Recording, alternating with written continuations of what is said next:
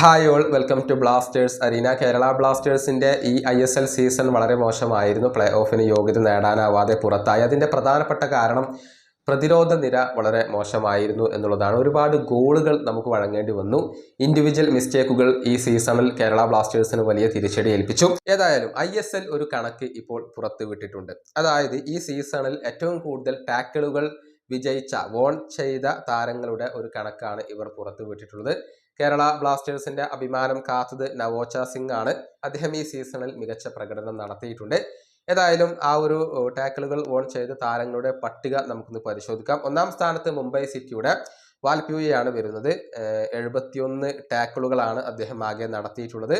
55 ടാക്കിളുകൾ von ചെയ്തു. ഇനി രണ്ടാം സ്ഥാനത്ത് ചെന്നൈയിൻ FC നംതെ വരുന്നു. 75 ടാക്കിളുകൾ ആകെ നടത്തി, 53 ടാക്കിളുകൾ വിജയിച്ചു. മൂന്നാം സ്ഥാനത്ത് അപ്യൂയയാണ് വരുന്നത്. മോഹൻ ബഗാന്റെ താരമാണ്. ആകെ 65 ടാക്കിളുകൾ നടത്തി, 48 ടാക്കിളുകൾ വിജയിച്ചു.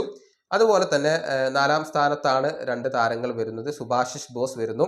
54 ടാക്കിളുകൾ നടത്തി, 42 വിജയിച്ചു. നവോച്ച സിംഗും സുഭാഷിഷ് ബോസിനോടൊപ്പം ഇപ്പോൾ വരുന്നുണ്ട്. 54 ടാക്കിളുകൾ നടത്തി, 42 ടാക്കിളുകൾ വിജയിച്ചു എന്നുള്ളതാണ്. അതായത് നവോച്ച സിംഗിന്റെ ഭൂരിഭാഗം ടാക്കിളുകളും വിജയിക്കുന്നുണ്ട്. അത് സന്തോഷം നൽകുന്ന ഒരു കാര്യമാണ്. ഈ സീസണിൽ കേരള ബ്ലാസ്റ്റേഴ്സിന് വേണ്ടി ഏറ്റവും മികച്ച രൂപത്തിൽ കളിച്ച താരങ്ങളിൽ ഒരാൾ കൂടിയാണ് നവോച്ച സിംഗ്. അടുത്ത സീസണിലും അദ്ദേഹം തന്റെ ആ ഒരു മികവ് ആവർത്തിക്കുമെന്നാണ് പ്രതീക്ഷിക്കപ്പെടുന്നത്. ഈ വീഡിയോയുടെ അവസാനിപ്പിക്കുന്നു. അടുത്തൊരു വീഡിയോ കാണാം.